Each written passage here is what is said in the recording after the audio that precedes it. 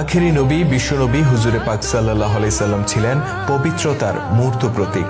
ইতিহাসের সর্বশ্রেষ্ঠ মহামানব তিনি, নবীকুলের শিরোমণি তিনি সেই মানুষ যাকে সমগ্র সৃষ্টি জগতের প্রতি রহমত হিসেবে অভিহিত করেছেন স্বয়ং আল্লাহ রাব্বুল আলামিন।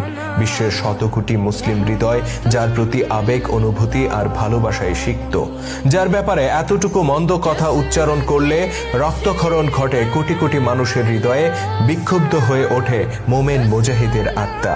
কিন্তু ইসলাম প্রচারের প্রারম্ভকালে এই মানুষটিকেই সহ্য করতে হয়েছিল বহু অপমান। আঘাতে আঘাতে জর্জরিত হয়েছিল তার পবিত্র দেহ, শুনতে হয়েছিল পাগল, গণক, মিথ্যাবাদী, জাদুকর এমন নানা অপবাদ।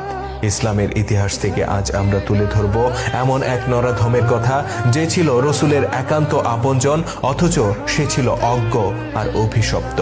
ইতিহাসে সেই একমাত্র ব্যক্তি যে রসুলে পাক সাল্লাল্লাহু আলাইহি সাল্লাম এর পবিত্র চেহারা মোবারক লক্ষ্য করে থুতু নিক্ষেপের দুঃসাহস দেখিয়েছিল, আর এর পরিণতি হিসেবে তাকে পৃথিবীতেই ভোগ করতে হয়েছিল ভয়ানক শাস্তি।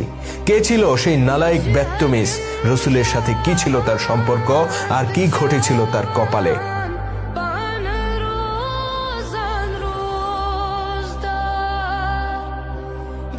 রসুলের চাচা আবু লাহাব তলব করেছে তার দুই পুত্রকে, একজন উতবা আরেকজন উথাইবা।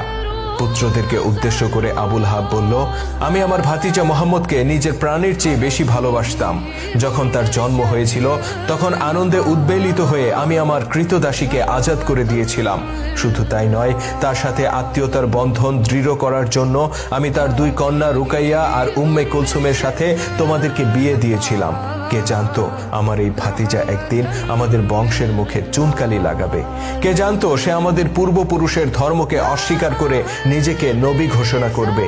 হায়, যদি জানতাম তবে কখনোই তোমাদের দুজনকে তার কন্যাদের সাথে বিয়ে দিতাম না। পুত্র উতবা আর উথাইবা তখন মাথা নিচু করে মাটির দিকে তাকিয়েছিল। পিতার চোখের দিকে তাকিয়ে কথা বলার সাহস তাদের ছিল না। অতঃপর আবু লাহাব বলল, মোহাম্মদের কন্যাদেরকে তোমরা এখনই তালাক দেবে, আর এটাই আমার সিদ্ধান্ত। বড় পুত্র উতবা তার এই কথা শুনে হতভম্ব হয়ে গেল।